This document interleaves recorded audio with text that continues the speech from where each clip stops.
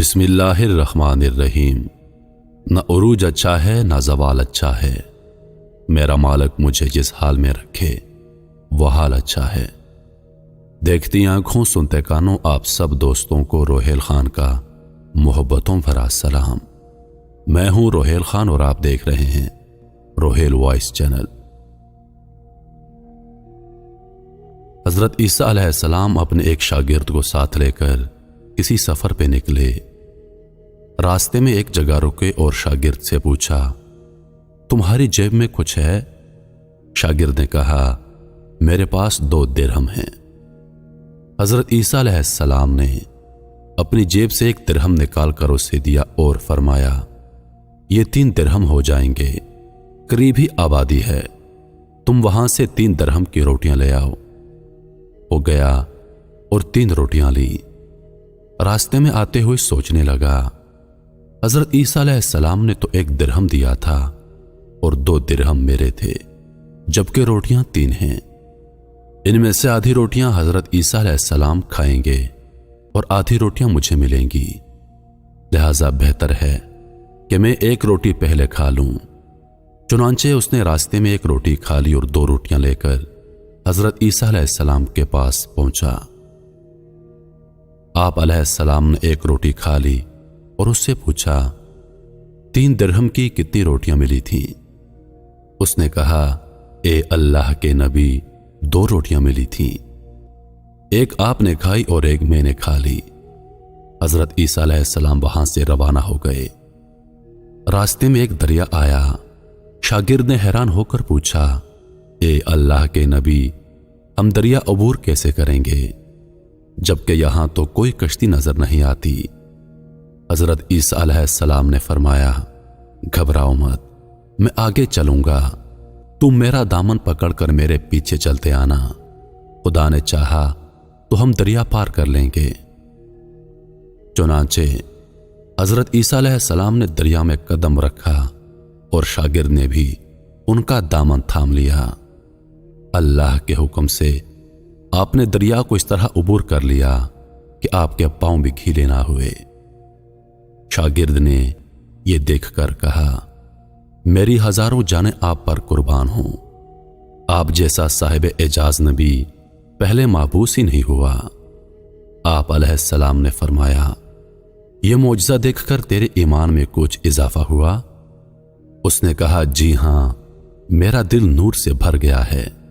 پھر آپ علیہ السلام نے فرمایا، اگر تمہارا دل نورانی ہو چکا ہے تو بتاؤ روٹیاں کتنی تھیں؟ اس نے کہا، اے اللہ کے نبی، روٹیاں بس 2 ہی تھیں۔ پھر آپ علیہ السلام وہاں سے آگے چلے۔ راستے میں ہرنوں کا ایک غول گزر رہا تھا۔ آپ علیہ السلام نے ایک ہرن کو اشارہ کیا، وہ آپ کے پاس چلا آیا۔ آپ نے اس کو ذبح کر کے اس کا گوشت کھایا اور شاگرد کو بھی کھلایا۔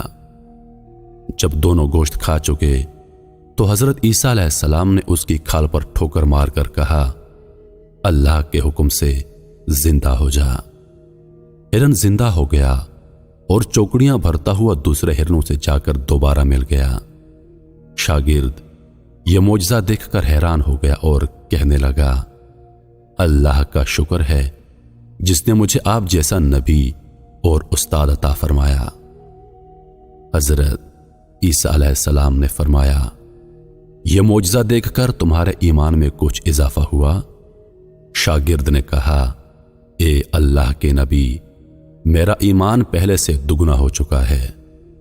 آپ علیہ السلام نے فرمایا، پھر بتاؤ روٹیاں کتنی تھیں؟ شاگرد نے کہا، اے اللہ کے نبی، روٹیاں بس 2 ہی تھیں۔ دونوں حضرات راستے پر چلتے گئے۔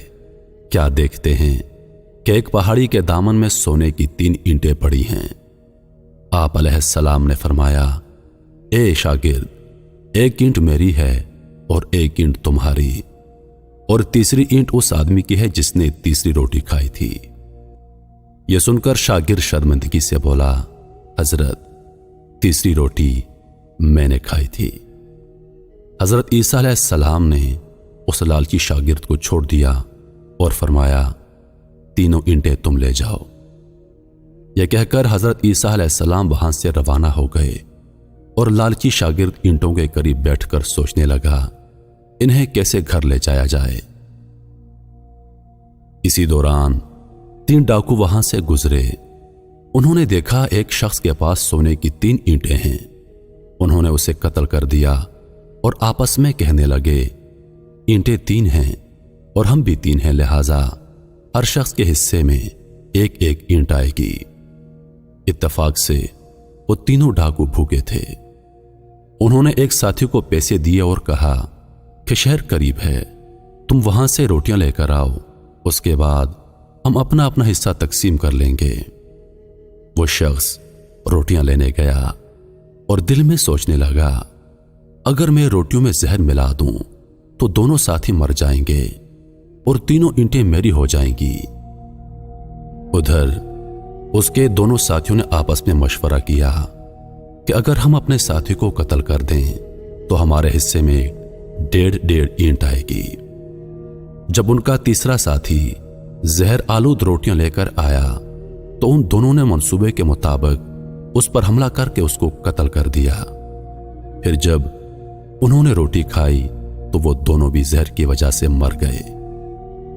واپسی پر حضرت عیسیٰ علیہ السلام وہاں سے گزرے تو دیکھا کہ اینٹیں ویسی کی ویسی رکھی ہیں، جبکہ ان کے پاس 4 لاشیں پڑی ہیں۔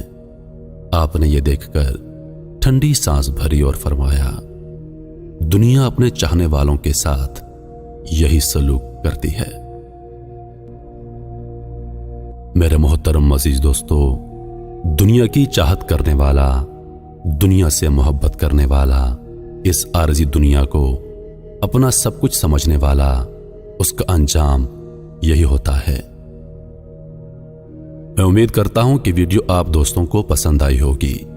ویڈیو پسند آ جائے تو لائک اور شیئر ضرور کر دیجیے گا اور آنے والی نئی ویڈیوز کے لیے ہمارے چینل کو سبسکرائب کر دیں اور ساتھ میں موجود گھنٹی کے بٹن کو ضرور دبا دیں تاکہ ہماری ہر نئی آنے والی ویڈیو سب سے پہلے آپ تک پہنچے۔